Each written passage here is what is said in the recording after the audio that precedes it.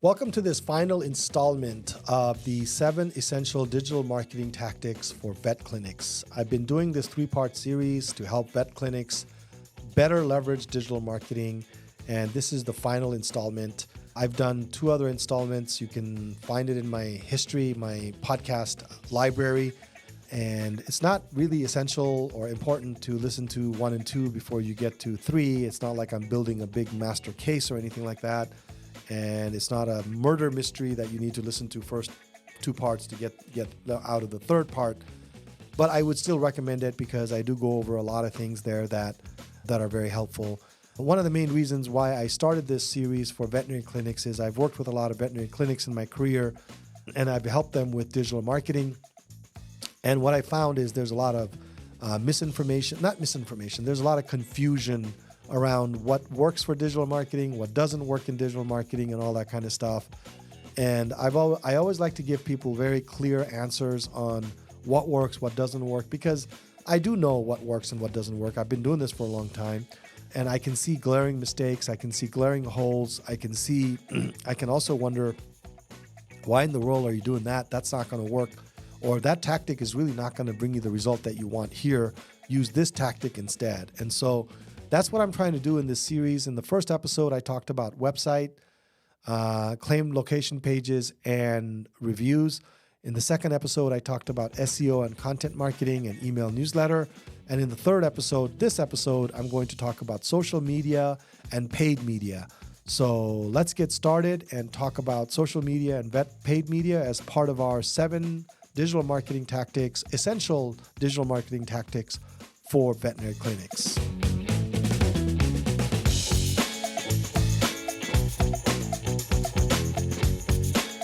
Welcome to the latest episode of Corner Your Market podcast. In this podcast, I talk about all things digital marketing, from website design and development to SEO and PPC, as well as paid advertising, email marketing, social media, and anything in between. If you're a small business owner, a marketing manager in a company, or an entrepreneur, this podcast is for you. So tune in every Thursday at 10 a.m. Eastern. You'll gain some practical insights, new strategies, tactics, and tools that will help you grow your business. I provide helpful information to business owners like you, help build your business so don't forget to subscribe to my channel. Also, don't forget to like and share each of my individual episodes, and you can also leave a comment. I love comments. So subscribe, and let's get started with this episode.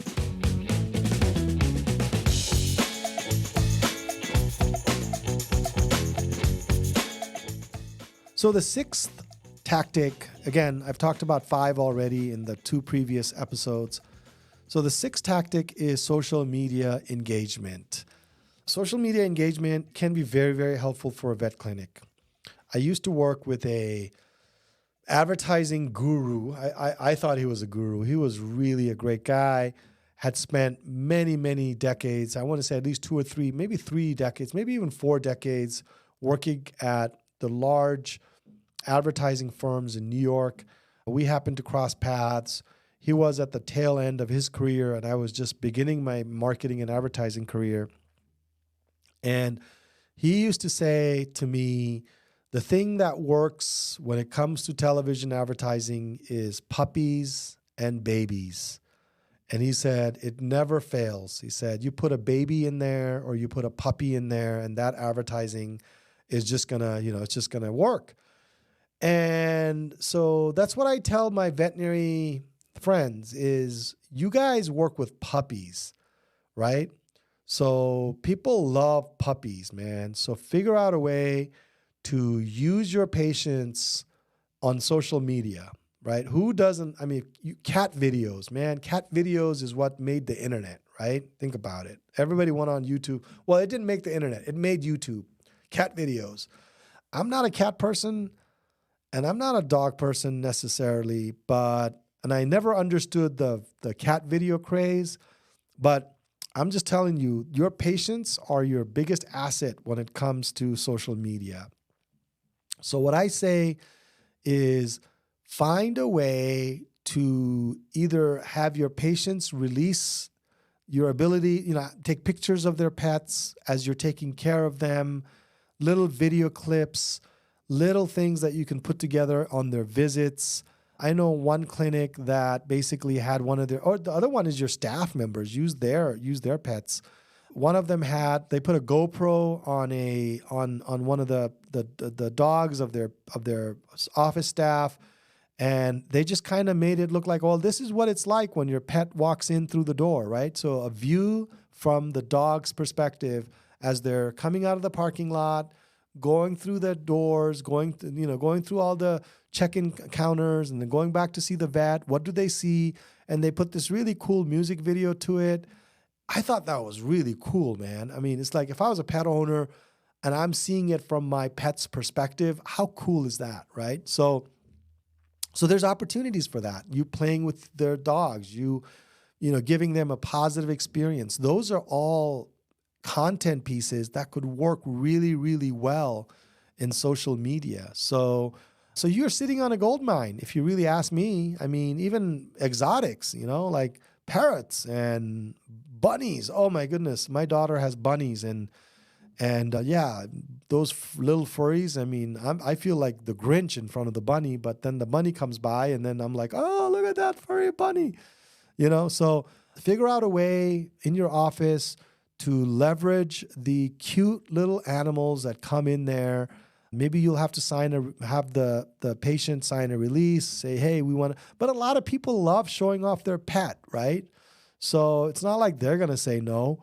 So figure out a way, work with your office staff or work with a firm. I know we give a lot of ideas to our patients, our clients, in terms of what kind of social content they could create, where to post them, and things like that. So again, puppies and babies.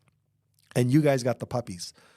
So, okay, so those are maybe the cute content and the really interesting, heart-pulling content. But people also love educational content on social media as well. Those sliders on Instagram, people go through those.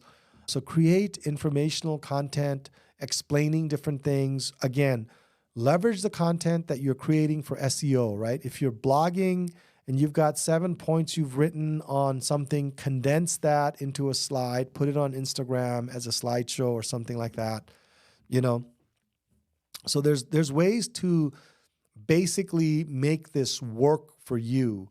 Healthcare tips, hiking tips, swimming tips, vacation tips, whatever people are doing with their pets, car tips, things that pets love, things that pets don't love, Christmas gifts. My goodness, I could come up with a million different ideas on what you could do.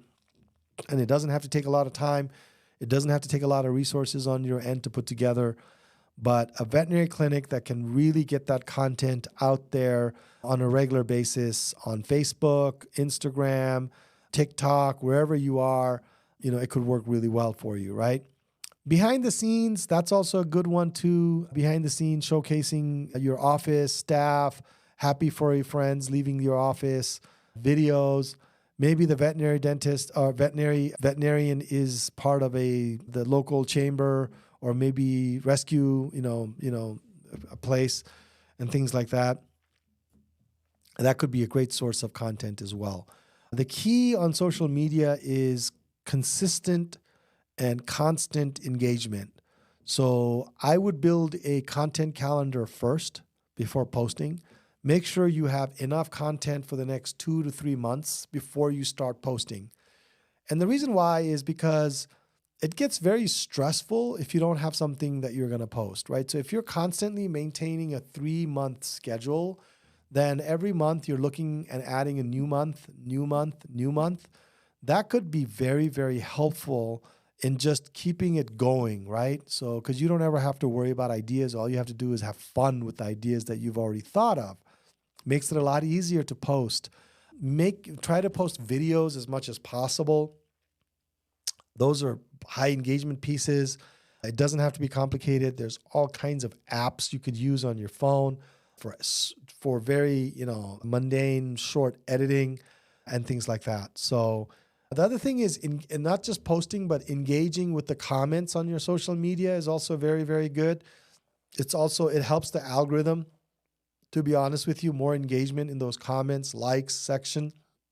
So dedicate some time to just responding to all the comments on your YouTube channel, on your Instagram channel, or wherever you have it.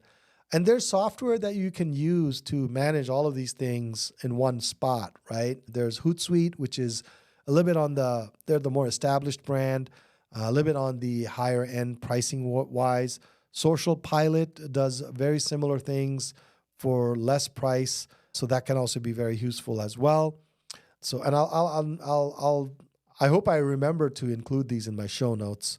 I'll do the best I can, but if not, send me an email and I'll send you these links. And then analyze your metrics, because you can look at what's working and what's not working. Highly engaged, lowly engaged, not engaged, posts, gives you ideas. As you're maintaining your calendar, it can give you more ideas. It can help you tweak your ideas and things like that. So that's social media. Yeah, it can work because you guys got the puppies. All right. So the seventh, and I put this at the very end for a number of reasons, because it's a paid engagement. So now we're down to the seventh and final essential tactics for digital marketing. I put this at the very end because it's a paid element to your advertising, and not everybody wants to do paid advertising, and it may not make sense, but PPC, pay-per-click, which is the sponsored part of Google Ads. When you do a Google search, those first 3 or 4 listings are paid. It used to be there used to be a yellow background to it many, many years ago. Google took that away, and now it just says sponsored, and they get a lot of clicks, folks. They get a lot of clicks because most people don't know that they're paid advertisements. But even though it's paid, Google has spent a lot of effort making it as relevant to the search term as possible. And so that's probably the reason why they get a lot of clicks on those as well, because even though they're paid, they're very relevant to the search term. And so people click it because they think, oh, this is exactly what I was looking for, right? They don't realize the advertiser's paying for it. But still, the organic side is what we've talked about in the second and third parts here of this series. But now let's talk about paid, right? When it comes to paid advertising, the first thing I tell people is hyper-focus your campaign, because every click is going to cost you money. So you need to geo-target it. Make sure that your advertising is, people are not going to drive 40 miles to come see your clinic. They might for exotics, they might for very specialized services like maybe dog dentistry, but they're not going to do it for a general practice veterinary clinic. And so unless you're advertising very specific term, maybe you have an exotics and you have emergency care for exotics. And the only reason why I say that is because we ran into a situation where we had to take our bunnies in like at 10 o'clock at night, and we found somebody 45 minutes away, and we drove 45 minutes, because when you have a 12-year-old girl who's crying because her bunnies are hurt, you're going to go wherever you need to get that bunny taken care of, right? So be very hyper-focused on radius targeting, keyword targeting, location bid adjustments, very, very targeted. And then do your competitive research as well.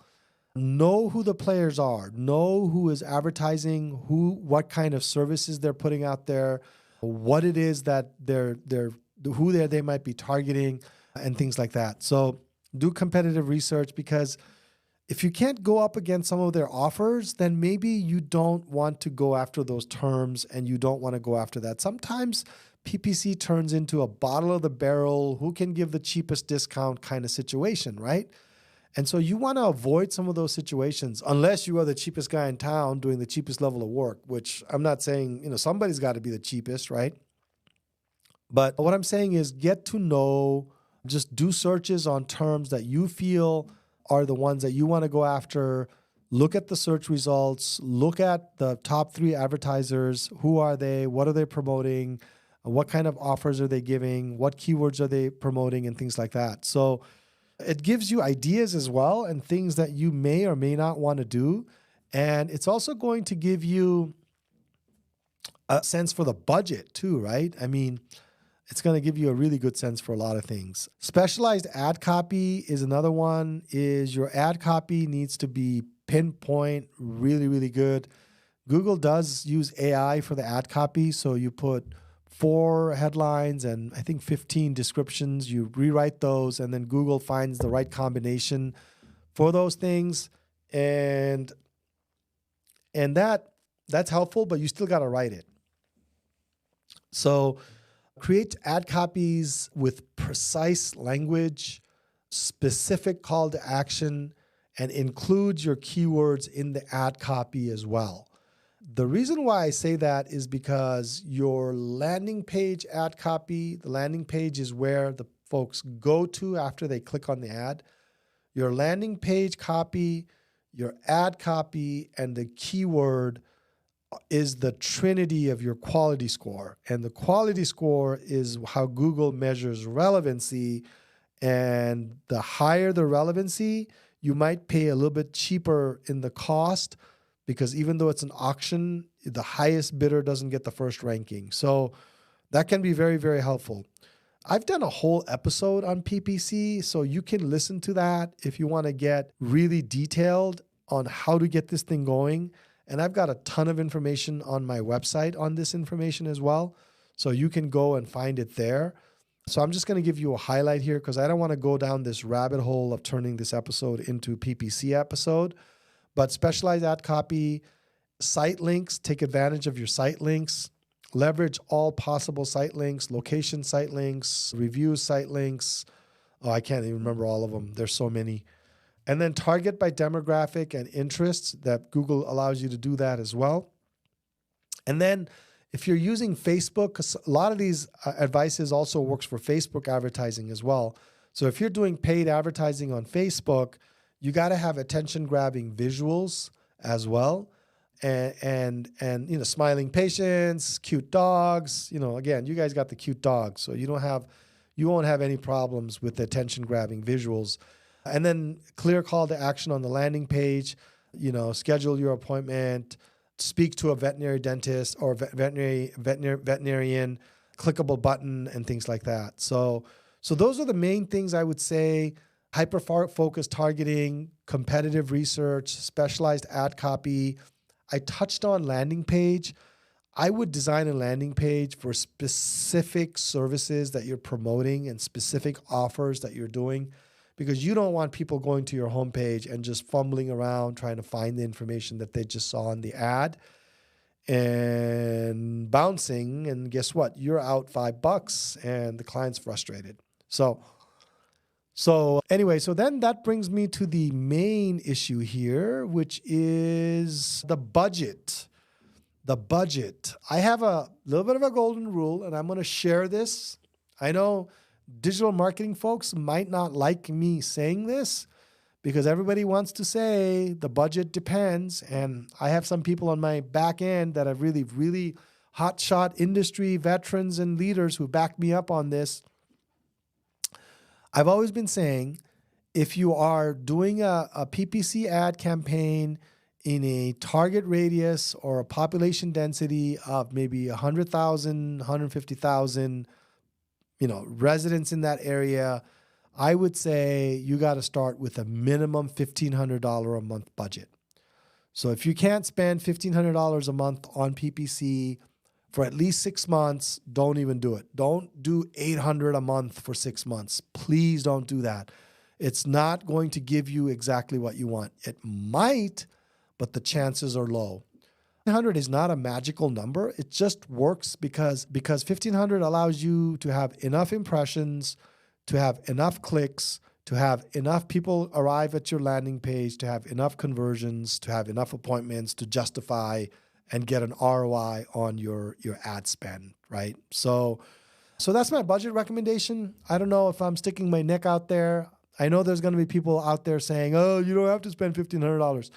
Yeah, you don't have to spend anything. You can spend $500, but Google loves those small accounts because nobody's getting anything out of it.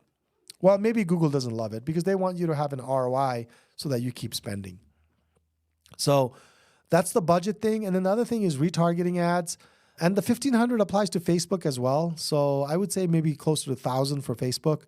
But I would say after about 3 months or 2 months, use about 5 to 10% of that budget to remarketing ads on Google or retargeting, as they say in Facebook. So that is the basic highlights that I can give you on paid media. This is paid media, so PPC, advertising on Facebook, doing Instagram ads and things like that. So again, if you want more detailed information on running paid ad campaigns, you can listen to my other podcast that specifically focuses on that, and I can give you a ton of information on that. But again, this is part of the 7 essential digital marketing tactics for vet clinic, and this was the 7th tactic. Obviously, I'm not going to spend a tremendous amount of time going into all the details of this one, but again, it can work really well. One of the things that I like about paid media is that it can be seasonal. You can turn it on and off depending on what time of year it is. Maybe you need more patience over the next 3 or 4 months, so you turn it on for 3 or 4 months.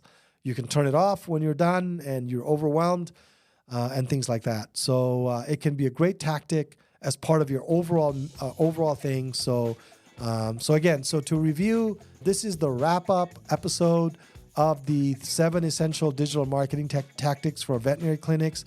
We talked about the website. We talked about your listings. We talked about your reviews, and I gave you some high-level information on a lot of those things. I have specific episodes on those already. And then in the second episode, I talked about SEO and content marketing and email newsletter. And then in this episode, I gave you some pointers on social media as well as paid media. So with that, I wrap up my 3-part series on the 7 essential digital marketing tactics for a veterinary clinic. I hope you found this information useful. I will be back next week with other things and other topics that I talk about in relation to digital marketing. So until then, I wish you the best and happy marketing for your business.